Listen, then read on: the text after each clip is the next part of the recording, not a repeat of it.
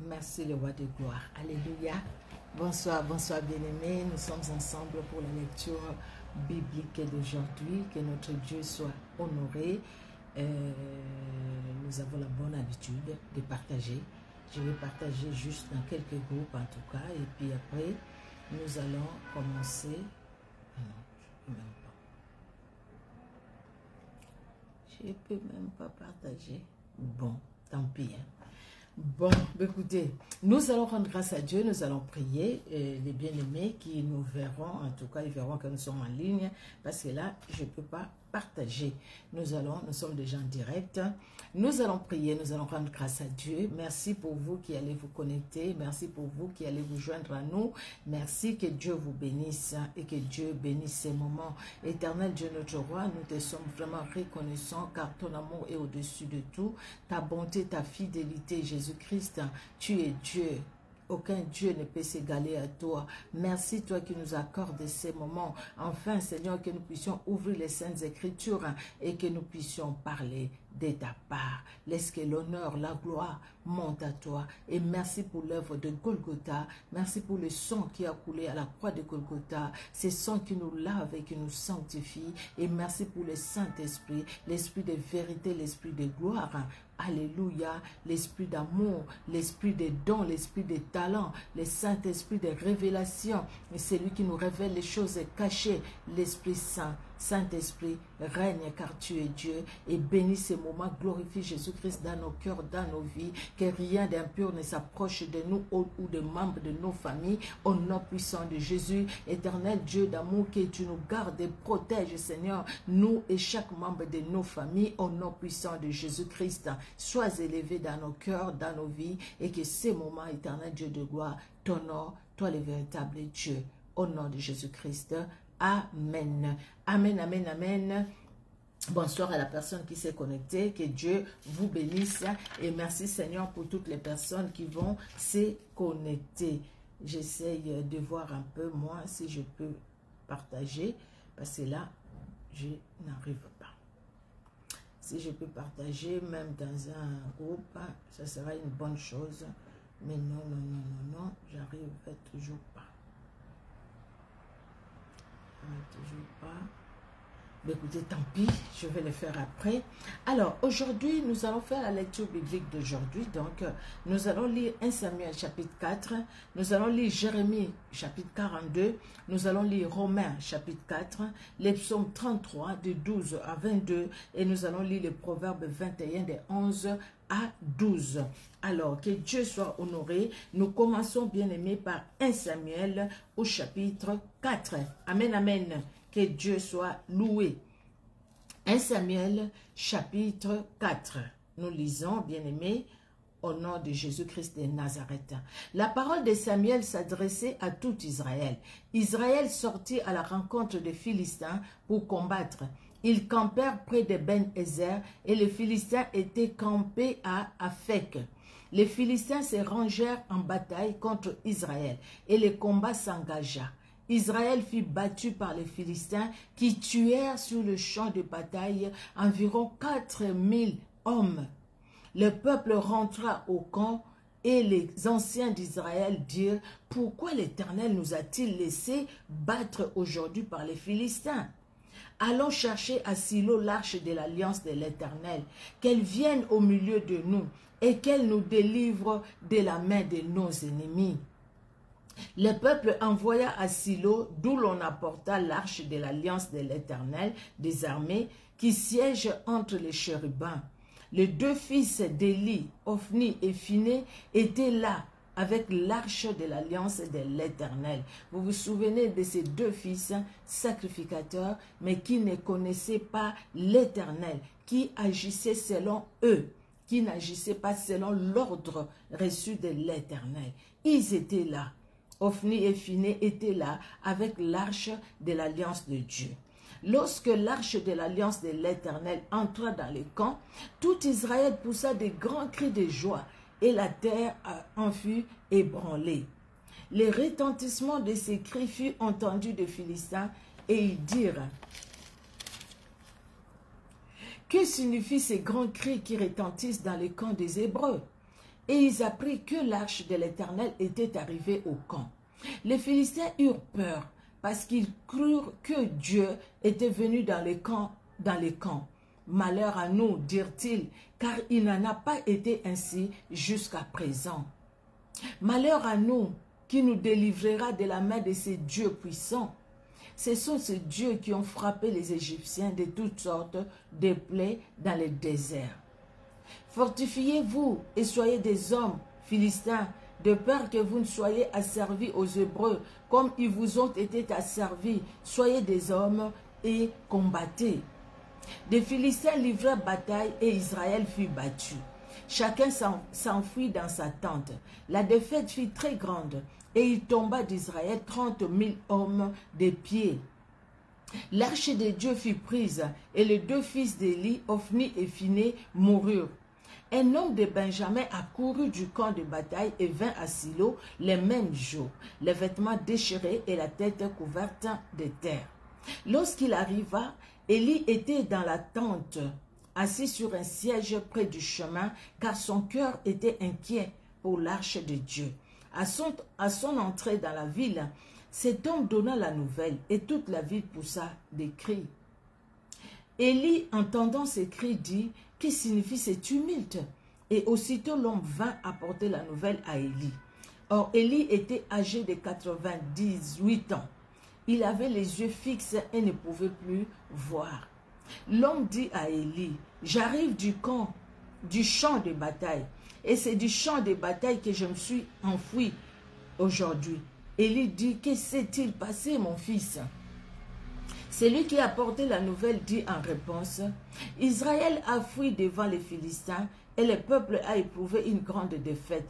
Et même tes deux fils, Ophni et Phiné, sont morts, et l'arche de Dieu a été prise. » À peine eut-il fait mention de l'arche de Dieu qu'Élie tomba de son siège à la renverse, à côté de la porte. Il s'est rompu la nuque et mourut, car c'était un homme vieux et pesant. Il avait été juge en Israël pendant 40 ans.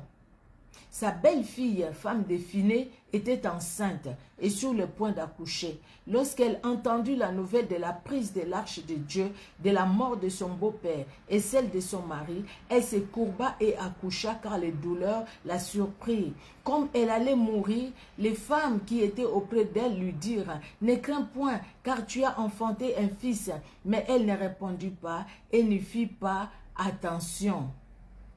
Elle appela l'enfant Ichabod en disant: « La gloire est bannie d'Israël. » C'était à cause de la prise de l'arche de Dieu et à cause de son beau-père et de son mari. Elle dit: « La gloire est bannie d'Israël, car l'arche de Dieu est prise. » C'était un moment difficile. Alors, nous allons lire dans 1 Samuel... Pardon, 1 Samuel nous avions lu. Nous allons lire dans Jérémie au chapitre 42. Voilà. 1 Samuel 4. Nous allons lire. Il y a un passage que je voulais bien souligner. 1, 2. Alors, nous allons dans le livre de Jérémie. Jérémie au chapitre 42. Jérémie 42, nous lisons au nom de Jésus-Christ de Nazareth. Tous les chefs des troupes, Jokana, fils de Karéach, Jézania, fils d'Osée, et tous les peuples, depuis les plus petits jusqu'aux plus grands, s'avancèrent et dirent à Jérémie le prophète: « Que nos supplications soient favorablement reçues devant toi. Intercède en notre faveur auprès de l'Éternel ton Dieu, en faveur de tous ceux qui restent, car nous étions beaucoup et nous sommes restés en petit nombre, comme tes yeux les voient. Et que l'Éternel ton Dieu nous montre le chemin que nous devons suivre, et c'est que nous avons à faire. » Jérémie le prophète leur dit: « J'entends. Voici, je vais prier l'Éternel, votre Dieu, selon votre demande, et je vous ferai connaître sans rien vous cacher tout ce que l'Éternel vous répondra. » Alléluia. Et ils dirent à Jérémie: « Que l'Éternel soit contre nous un témoin véritable et fidèle. Si nous ne faisons pas ce que l'Éternel ton Dieu te chargera de nous dire, que ce soit du bien ou du mal, nous obéirons à la voix de l'Éternel notre Dieu, vers qui nous t'envoyons, afin que nous soyons heureux. Si nous obéissons à la voix de l'Éternel notre Dieu, afin que nous soyons heureux, si nous obéissons à la voix de l'Éternel notre Dieu. 10 jours après, la parole de l'Éternel fut adressée à Jérémie. Et Jérémie appela Jochanan, fils de Karéach, tous les chefs de troupes qui étaient avec lui et tout le peuple, depuis le plus petit jusqu'au plus grand. Il leur dit, ainsi parle l'Éternel, le Dieu d'Israël, vers qui vous m'avez envoyé pour que je lui présente vos supplications. Si vous restez dans ce pays, je vous y établirai et je ne vous détruirai pas. Je vous planterai et je ne vous arracherai pas, car je me répands du mal que je vous ai fait. Ne craignez pas les rois de Babylone, dont vous avez peur. Ne les craignez pas, dit l'Éternel, car je suis avec vous pour vous sauver et vous délivrer de sa main. Alléluia. Je lui inspirerai de la compassion pour vous, et il aura pitié de vous, et il vous laissera demeurer dans votre pays. Mais si vous n'obéissez pas à la voix de l'Éternel votre Dieu, et si vous dites, nous ne resterons pas dans ces pays, non, nous irons au pays d'Égypte, où nous ne verrons point de guerre, où nous n'entendrons pas les sons de la trompette, où nous ne manquerons pas de pain, et c'est là que nous habiterons, alors écoutez la parole de l'Éternel, reste de Juda. Ainsi parle l'Éternel des armées, le Dieu d'Israël. Si vous tournez le visage pour aller en Égypte, si vous y allez demeurer, l'épée que vous redoutez vous atteindra là au pays d'Égypte. La famine que vous craignez s'attachera à vous là en Égypte et vous y mourrez. Tous ceux qui tourneront le visage pour aller en Égypte afin d'y demeurer mourront par l'épée, par la famine ou par la peste. Et nul n'échappera, ne fuira devant les malheurs que je ferai venir sur eux. Voilà. Pardon, juste le verset 18 que nous allons lire maintenant. Alors, le verset 18, « Car ainsi parle l'Éternel des armées, le Dieu d'Israël, de même que ma colère et ma fureur se sont répandues sur les habitants de Jérusalem, de même ma fureur se répandra sur vous. Si vous allez en Égypte, vous serez un sujet d'excration, d'épouvante, de malédiction et d'opprobre, et vous ne verrez plus ces lieux. » Reste de Juda, l'Éternel vous dit, n'allez pas en Égypte. Sachez que je vous les défends aujourd'hui. Vous vous trompez vous-même, car vous m'avez envoyé vers l'Éternel. Vous m'avez envoyé vous-même vers l'Éternel. Car vous m'avez envoyé vers l'Éternel, votre Dieu, en disant, intercède en notre faveur auprès de l'Éternel, notre Dieu. Fais-nous connaître tout ce que l'Éternel, notre Dieu, dira, et nous le ferons. Je vous l'ai déclaré aujourd'hui, mais vous n'écoutez pas la voix de l'Éternel, votre Dieu, ni tout ce qu'il m'a chargé de vous dire. Sachez maintenant que vous mourrez par l'épée, par la famine ou par la peste dans le lieu où vous voulez aller pour y demeurer. Pour y demeurer.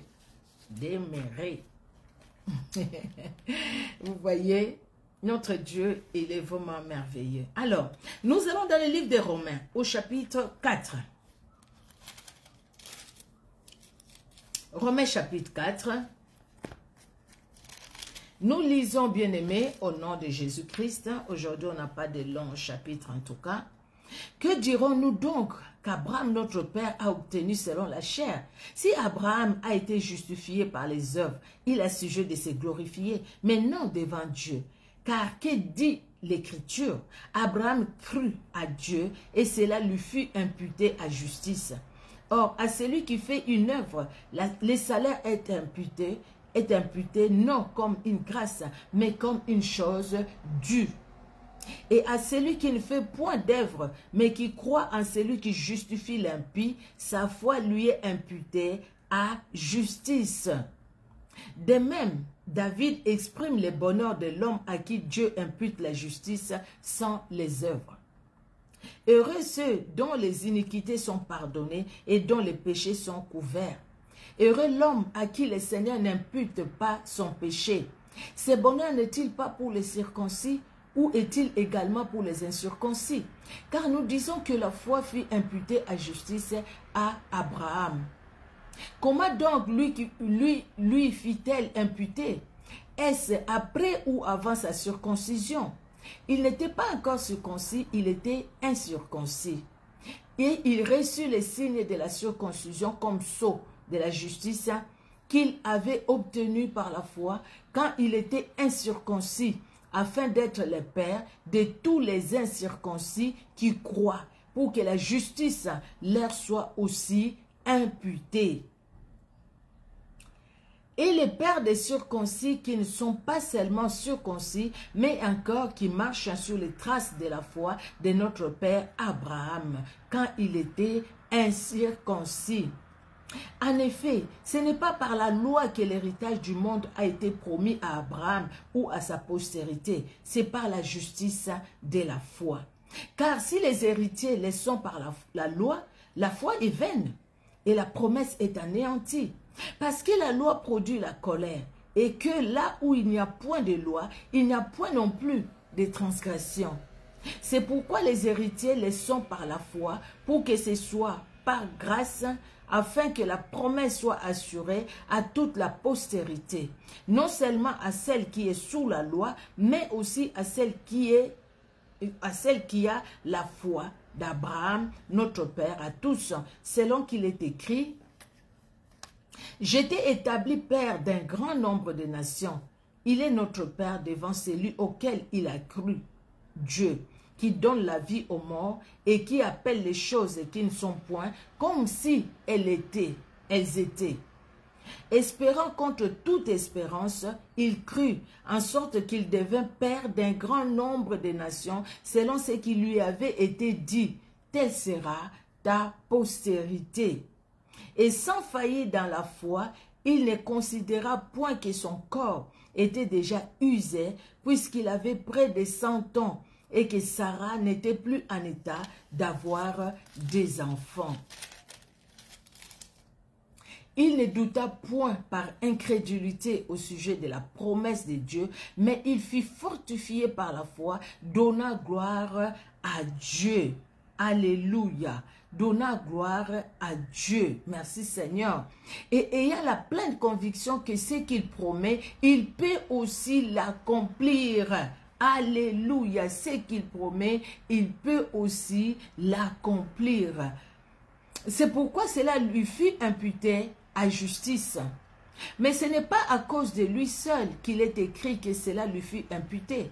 C'est encore à cause de nous, à qui cela sera imputé, à nous qui croyons en celui qui a ressuscité des morts, Jésus notre Seigneur, lequel a été livré pour nos offenses et ressuscité pour notre justification. Amen, amen, amen.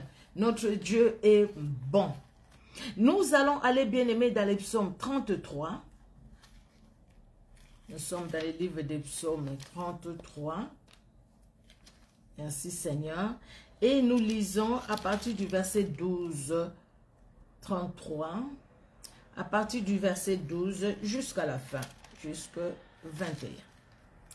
Alors, nous lisons au nom puissant de Jésus-Christ de Nazareth. Heureuse la nation dont l'Éternel est le Dieu.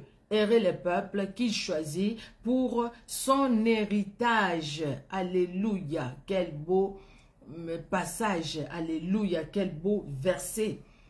Heureuse la nation dont l'Éternel est le Dieu. Heureux le peuple qu'il choisit pour son héritage. L'Éternel regarde du haut des cieux. Il voit tous les fils de l'homme. Du lieu de sa demeure, il observe tous les habitants de la terre. Lui qui forme leur cœur à tous, qui est attentif à toutes leurs actions. Ce n'est pas une grande armée qui sauve le roi. Ce n'est pas une grande force qui délivre les héros. Le cheval est impuissant pour assurer le salut et toute sa vigueur ne donne pas la délivrance. Voici l'œil de l'Éternel est sur ceux qui le craignent, sur celui qui espère en sa bonté, afin d'arracher les âmes à la mort et de les faire vivre au milieu de la famine. Notre âme espère en l'Éternel. Il est notre secours et notre bouclier. Alléluia. Car notre cœur met en lui sa joie, car nous avons confiance en son saint nom. Éternel, que ta grâce soit sur nous, comme nous espérons en toi. Alléluia. Merci Seigneur Jésus-Christ de Nazareth. Nous allons finir, bien-aimés, par les livres des Proverbes. Nous allons lire les Proverbes 21, de 11 à 12. Nous lisons, « Quand on châtie les moqueurs, les sots deviennent sages. Et quand on instruit les sages, il accueille la science. Les justes considèrent la maison du méchant. L'Éternel précipite les méchants dans les malheurs. Les justes considèrent la maison du méchant, mais l'Éternel précipite les méchants dans les malheurs. » Amen, amen, amen. Notre Dieu est bon, bien-aimé. C'est vrai, nous lisons cette parole jour après jour. Cette parole qui nous fait du bien. Cette parole qui réchauffe notre âme. Cette parole qui nous approche encore de Dieu. Et nous avons raison d'écouter la parole, de lire la parole. C'est pour grandir dans la foi. C'est pour grandir dans notre vie chrétienne, dans notre vie spirituelle. C'est pour nous approcher encore de Dieu. Parce que Dieu se révèle à nous au travers de sa parole. Oui, il peut nous parler. Oui, une voix, nous entendons une voix nous parler. Parce qu'il est Dieu, il est capable de tout. Mais au travers de sa parole, le Seigneur se révèle dans nos vies. Il se révèle dans nos cœurs. Bien-aimés, je veux répondre un peu, je retourne un peu en arrière. Dans le livre de 1 Samuel 4 que nous avions lu, en tout cas par la grâce de Dieu. Voilà les versets 21 et 22, où la femme de Phiné qui va donner naissance à un enfant, la femme de Phiné va appeler cet enfant Ichabod. Pourquoi? Parce que la gloire est bannie d'Israël. La gloire est bannie d'Israël, le verset 22 nous dit, car l'arche de Dieu est prise. C'est une situation difficile. Dieu l'avait prévu. Dieu ne l'avait pas prévu, mais Dieu l'avait annoncé. Dieu l'a déclaré. Vous voyez, quand Ophni et Phiné, ils étaient sacrificateurs, mais ils ne connaissaient pas Dieu. Ils n'agissaient pas selon la loi de Dieu. Ils n'agissaient pas dans la volonté de Dieu. Ils faisaient tout le contraire de ce qu'ils devraient faire. Ils ne voulaient pas honorer Dieu dans leur service. Vous voyez, Dieu a dit que Phiné et Ophni vont mourir le même jour. Parce que quelque part, Élie aussi, en tant que papa, Dieu lui dit, pourquoi, qu'est-ce qui fait que tu honores tes enfants plus que moi? Tu les honores plus que moi. Vous voyez, et alors, Dieu avait dit au prophète qui est allé voir Élie, le sacrificateur Élie, pour lui dire, parce que tu honores tes enfants plus que moi, tu verras ce qui va arriver. Et Dieu lui a dit, j'avais pris l'engagement que tu sais, il y aura toujours quelqu'un sur ton trône, mais là maintenant c'est fini. Donc quelque part c'est que Dieu a donné, Dieu a repris. C'est pourquoi sacrificateur, vous qui êtes pasteur, évangéliste et tout ça, vous faites ce que vous faites aujourd'hui, faites ça pour que les hommes vous voient. Ok, faites ça, les hommes vous voient, mais Dieu aussi vous voit. Dieu voit que vous êtes en dehors de sa volonté. Et parce que vous êtes en dehors de sa volonté, bien aimé, toute séparation avec Dieu entraîne à la mort. La mort spirituelle qui peut entraîner aussi la mort physique, comme pour Ophni Phiné et Ophni. La mort physique s'en est suivie. Et voilà que le même jour, les papas aussi meurent. Les sacrificateurs Élie, ces grands hommes de Dieu, il va mourir aussi le même jour. Et le même jour, la belle-fille, elle était dans cette famille-là par les liens de mariage. Mais le même jour, cette dame aussi va mourir. Pourquoi? Parce que l'arche de l'Éternel est prise. Israël, quand ils entendent que l'arche de l'Éternel est arrivée, ils ont poussé des cris de joie. Ils étaient vraiment dans la joie parce que l'arche de l'Éternel est arrivée. Mais l'arche de l'Éternel marche avec l'obéissance à la parole de Dieu. S'il n'y a pas l'obéissance à la parole de Dieu, bien-aimé, on peut bien se trouver même devant ces pasteurs-là hyper puissants. Super puissants. Ces pasteurs-là qui font des miracles, et même aujourd'hui, il y a des préfabriqués. Bien-aimé, on peut se retrouver dans une église vraiment bénie, dans une église ointe, où on sent la présence de Dieu, on voit que Dieu intervient, Dieu agit. On peut se retrouver dans cette église-là. Mais si soi-même, on n'est pas en relation avec Dieu, Ikabod, la gloire de Dieu est bannie. La gloire de Dieu ne te visite pas. La gloire de Dieu ne sera pas avec toi. Parce que tout simplement, tu n'es pas toi-même en communion avec ces grands dieux, avec ces puissants dieux dont la gloire de Dieu ne peut pas se faire voir. Ne peut pas se manifester, j'allais dire. Ils étaient contents parce que l'arche de l'Éternel est arrivée. Regardez, les Philistins aussi, ils ont compris quelque chose. C'est exactement ce que le diable fait. Vous allez aujourd'hui, demain nous combattons, nous envoyons le feu, Le diable résiste encore. Il résiste un peu, il dit, écoutez, on va voir si ça va continuer ou pas. C'est pourquoi la Bible nous dit, résistez au diable, il fera loin de vous. Résistez, il faut lui résister. Mais ici, les enfants d'Israël ne pouvaient pas résister aux Philistins. Parce qu'en fait, la crainte de Dieu n'était pas en eux. La crainte de Dieu n'était pas là. C'est ce qui a manqué. Ils n'ont pas marché comme Dieu le voulait. Voilà que l'arche de l'Éternel va se retrouver dans les camps de l'ennemi. Voilà que le même jour, Israël va perdre 4 personnes. Cette femme, je pense que c'est une femme qui craignait Dieu. Parce que quand elle a appris que l'arche de l'Éternel est prise, c'est-à-dire que la gloire de Dieu nous a quittés. La gloire de Dieu n'est plus là. La présence de Dieu n'est plus là. Ce n'est pas comme aujourd'hui, nous avons le Saint-Esprit, nous avons la présence de Dieu avec nous. Mais à l'époque, Dieu s'est révélé, Dieu s'est manifesté, oui, c'est vrai. Mais voilà, les gens devraient aller consulter un sacrificateur ou un prophète. Mais toi et moi aujourd'hui, nous avons le Saint-Esprit à nous pour lui parler, pour les consulter et il nous parle aussi. Amen, amen, amen. Notre Dieu est vraiment merveilleux. Oui, notre Dieu est bon. Notre Dieu est vraiment merveilleux. Vous savez, dans le livre de Jérémie, il y a quelque chose aussi qui m'a interpellé. Le verset 6 déjà. Jérémie 42, oui. Quand le peuple eux-mêmes, les restes d'Israël, ils envoient Jérémie aller dire, écoutez Jérémie, parle, vas-y, prie pour nous. Parce que Jérémie c'est le prophète. Il est en contact avec Dieu. Il prend de la part de Dieu, il vient annoncer au peuple de Dieu.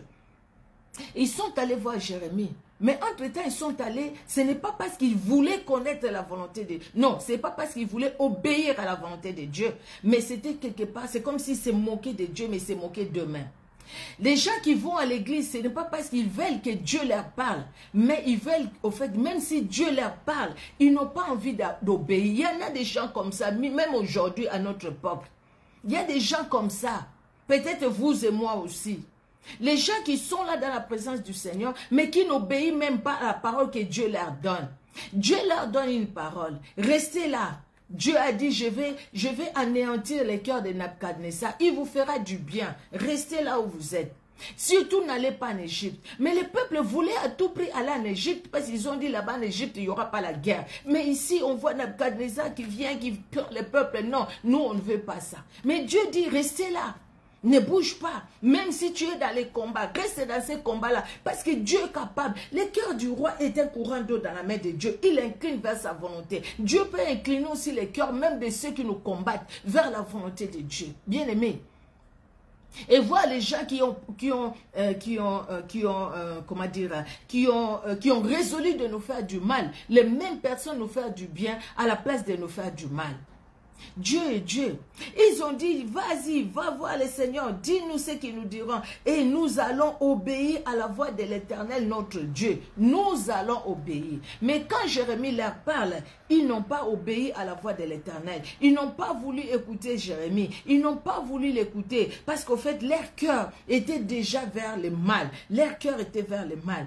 Quand Dieu leur dit, le verset 19, restez de Juda. L'Éternel vous dit, n'allez pas en Égypte. Sachez que je vous les défends aujourd'hui. Vous vous trompez vous-même car vous m'avez envoyé vers l'Éternel. C'est vous, Jérémie n'a fait que la part, a fait sa part. Maintenant, il a fallu que le peuple d'Israël aussi fasse leur part, mais au contraire, ils ont refusé. Et parce que vous avez refusé, la Bible nous dit, vous allez mourir par l'épée, la famine ou la peste dans les lieux où vous voulez aller.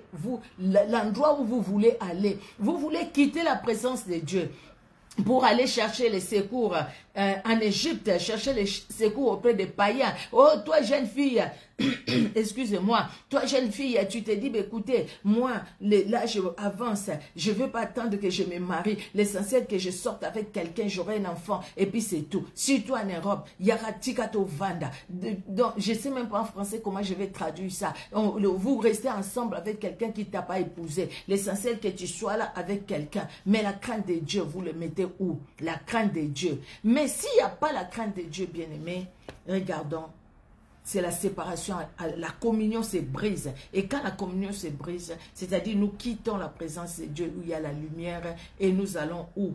Là où il n'y a pas, là où il y a les ténèbres. Et là où il y a les ténèbres, Dieu ne règne pas dans les ténèbres. Il voit qu'il y a les ténèbres parce qu'il connaît tout, il voit tout. Mais les ténèbres, ce n'est pas Dieu. Dieu, c'est la lumière. Et Dieu veut aussi que nous aussi, nous soyons dans la lumière. Amen, amen, amen. Notre Dieu est vraiment redoutable. Alors, en lisant, il y a quelques versets que j'ai pu... quelques versets pour partager vite fait, en tout cas, vous voyez. Et Paul... il parle, oui, la crainte de Dieu, nous devons marcher dans la crainte de Dieu. Et Paul parle même de l'importance d'avoir confiance en Dieu. La foi, avoir confiance en Dieu. Vous voyez, ne pas avoir confiance en ce que nous faisons nous-mêmes, parce que la force que nous avons vient de Dieu, le souffle de vie vient de Dieu. Paul parle d'avoir confiance en Dieu, parce qu'Abraham a eu confiance en Dieu, et Dieu a relevé Abraham. Et il y a ce passage qui dit, et il y a la pleine conviction que ce qu'il promet, il peut aussi l'accomplir. Abraham a cru à la promesse de Dieu. Bien qu'il était vieux, il ne pouvait plus avoir d'enfants. Sa femme ne pouvait même pas. Mais Dieu a donné une promesse. Et Dieu, Abraham croit que ce que Dieu a dit, il est capable de l'accomplir. Bien-aimé dans le Seigneur, crois aujourd'hui, toi aussi, toi, moi, nous, croyons aussi que ce que Dieu a dit pour chacun de nous, c'est pourquoi il faut écouter la parole de Dieu. Il faut avoir une parole de la part du Seigneur. Parce que si on n'a pas une parole de la part du Seigneur, on va agir selon nous-mêmes. Mais si on a une parole de la part du Seigneur, nous allons agir selon cette parole. Agissons selon cette parole et c'est ce qu'Abraham a fait. Il a agi selon la parole qu'il a reçue de Dieu. Vous voyez? Et il s'est dit, celui il avait la conviction que celui qui promet, il est aussi capable d'accomplir sa promesse. C'est pourquoi la Bible dit, cela lui fut imputé à justice. Ce n'est pas à cause de lui seulement qu'il est écrit que cela lui fut imputé à justice. C'est encore à cause de nous, à qui cela sera imputé, à nous qui croyons en celui qui a ressuscité de mort, Jésus notre Seigneur, lequel a été livré pour nos offenses et ressuscité pour notre justification. À toi et à moi, à nous qui croyons, cela nous a été imputé à justice. Parce que nous croyons en Jésus-Christ. Nous croyons en sa parole. Bien-aimés, nous ne l'avons pas vu physiquement, mais nous croyons en lui parce que nous l'aimons. Parce que nous lui demandons vraiment d'agir dans nos vies. Amen, amen, amen. Notre Dieu est vraiment merveilleux. Alléluia. Et nous avions lu un psaume vraiment des paroles, vraiment des belles paroles. Heureuse la nation dont l'Éternel est le Dieu. Et le peuple qui choisit pour son héritage. Amen, amen. C'est-à-dire que nous sommes heureux. Nous sommes heureuses. Pourquoi? Parce que c'est l'Éternel qui est notre Dieu. Nous sommes heureux. Nous sommes heureuses. Pourquoi? Parce que il nous a choisis comme son héritage. Donc, quelque part, quand Dieu nous regarde, il est dans la joie. Comme il regardait Job. Un Job, il dit même à Satan, il lui dit, tu as vu mon serviteur Job. Personne n'est comme lui sur la terre. Quand Dieu nous garde, il a cette joie-là de nous vanter même devant, de nous vanter devant les anges. Vous voyez, comme la Bible dit, celui qui aura, Jésus-Christ dit, celui qui aura honte de moi, moi aussi j'aurai honte de lui. Mais celui qui va me témoigner, moi aussi je vais le témoigner. Vous voyez, bien-aimé, Dieu honore ce qu'il honore, parce qu'il est Dieu. Bien-aimé dans le Seigneur, il a sa part, oui c'est vrai. Nous avons aussi notre part. Mais nous sommes dans la joie. Si nous regardons, nous fixons nos yeux vers les hauts, vers les cieux. Si nous fixons nos yeux, nos regards vers celui qui a créé les cieux et la terre, en dépit des situations, en dépit des choses que nous pouvons traverser, mais nous fixons nos regards vers lui. Le verset 18 dit, voici l'œil de l'Éternel est sur ceux qui le craignent, sur ceux qui espèrent en sa bonté. Et toi et moi, n'est-ce pas que nous craignons Dieu? N'est-ce pas que nous espérons en sa bonté? Alléluia. Nous espérons en sa bonté et le Seigneur nous arrache. Il arrache notre âme de la mort et nous fait, il arrache notre âme de la mort. Alléluia. Alléluia. Et même au milieu de la famille, il nous fait vivre. Même au milieu des épreuves, il nous fait vivre. Même au milieu des injures, des calomnies, des rancunes des gens, il nous fait vivre. Les gens nous haïssent, mais nous prospérons. Les gens cherchent à nous faire du mal, mais nous sommes bien. Parce que c'est lui qui nous garde et qui nous protège. C'est Jésus-Christ de Nazareth. Alléluia. Alléluia. Alléluia. Et il finit par l'Éternel, que ta grâce soit sur nous, comme nous espérons en toi. Dieu ne ment pas, sa parole c'est la vérité. Il est Dieu et aucun Dieu ne peut s'égaler à lui. Alléluia. Son amour est grand. Alléluia. Et le verset 12 des Proverbes nous dit, Proverbes que nous avions lu 21, les justes considèrent la maison du méchant, l'Éternel précipite les méchants dans les malheurs. Quand nous regardons comment les méchants prospèrent, quand nous regardons à l'air bien, quand quelque part nous, des fois, nous envions même, comment eux qui font le mal, ils sont bien, eux qui font le mal, ils ont tout ce qu'ils peuvent avoir, eux qui font le mal, ils prospèrent, mais nous sommes là, nous ne prospérons pas. Nous regardons les méchants avec notre œil charnel et nous envions leur bien. Pendant que Dieu, quand il les regarde, Dieu trouve que les méchants, leur sort, c'est vraiment la destruction. Quand Dieu le voit, Dieu ne voit même pas cette richesse-là qui va périr. Mais Dieu voit ces gens-là qui sont dans la perdition. Et Dieu veut aussi que les méchants se répandent, que les méchants puissent se repentir et qu'ils donnent leur cœur à Jésus-Christ de Nazareth, qui est venu pour nous sauver, qui est venu pour les sauver aussi, parce que Dieu nous aime, car Dieu a tant aimé le monde qu'il a donné son Fils unique, afin que quiconque croit à lui ne périsse point, mais qu'il ait la vie éternelle. Bien-aimés dans le Seigneur, notre Dieu est merveilleux, il est bon. Que Dieu vous bénisse. Vous avez constaté que je n'ai même pas partagé parce que j'ai eu du mal, je n'ai pas voulu passer du temps à chercher à partager. J'ai préféré commencer et puis après, bon, je vais partager. Merci à vous qui ont, s'il y a parmi vous qui avez partagé, que Dieu vous bénisse. Parmi vous, voilà, vous êtes venus, que Dieu aussi vous bénisse. Notre Dieu est bon, nous allons prier.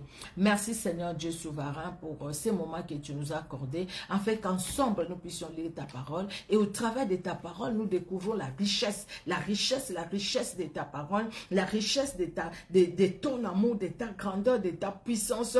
Nous voyons, Seigneur, combien et comment tu as le cœur de l'homme dans ta main, combien et comment tu es capable de changer les situations, combien et comment, éternel Dieu de gloire, tu protèges ceux qui se confient en toi, combien, Seigneur, tu gardes ceux qui se confient en toi, même dans la famine, même dans les épreuves, tu nous gardes et tu nous protèges. Merci Jésus, nous t'aimons. Merci Seigneur Dieu de gloire, tu nous as aimés. Les premiers, nous aussi, nous t'exprimons notre reconnaissance parce que nous avons de l'amour pour toi. Nos cœurs t'aiment. Nous t'aimons Jésus-Christ de Nazareth. Parce que tu es tout pour nous et tout pour nous. Merci pour ta grâce qui nous accompagne. Merci de bénir nos bien-aimés qui étaient présents, Seigneur Dieu de gloire, dans ces lives. Merci aussi de visiter leurs familles. Visite nos familles. Bénis aussi les personnes qui vont suivre ces lives en différé, ceux qui vont les suivre aussi sur YouTube. Bénisse tout un chacun et visite-les. Visite aussi chacune de leurs familles. Merci Père. Au nom de Jésus-Christ, nous avons prié. Amen. Amen, amen, amen. Que Dieu vous bénisse. Maman Odette Kalambay, servante de l'Éternel, sois richement bénie. Que Dieu te bénisse. Ma soeur Marilyn Noël, ma soeur Chantal Elkouri, ma fille Germaine Elong, que Dieu vous bénisse. Que Dieu bénisse tout un chacun, même si je n'ai pas vu votre nom, mais Dieu est bon. De l'autre côté, comme ça ne s'allume pas, donc du coup, je ne peux pas voir, hein. Mais bon, bref, notre Dieu est merveilleux. Mwana Nabilaka et Sengongolu, Bénédicte Aurore, que Dieu vous bénisse. Que Dieu vous bénisse. Ma soeur Willina qui va suivre aussi cette vidéo, que Dieu vous bénisse. Alléluia, alléluia. Sylvie Rubin, soyez richement bénis dans les noms puissants de Jésus-Christ de Nazareth. Au nom de Jésus, je vous souhaite une excellente journée pour ceux qui sont là où il fait jour, excellente soirée pour ceux qui sont aussi là où il fait déjà nuit. Que Dieu vous bénisse. On se donne rendez-vous demain pour la lecture de demain. Soyez bénis. Au revoir.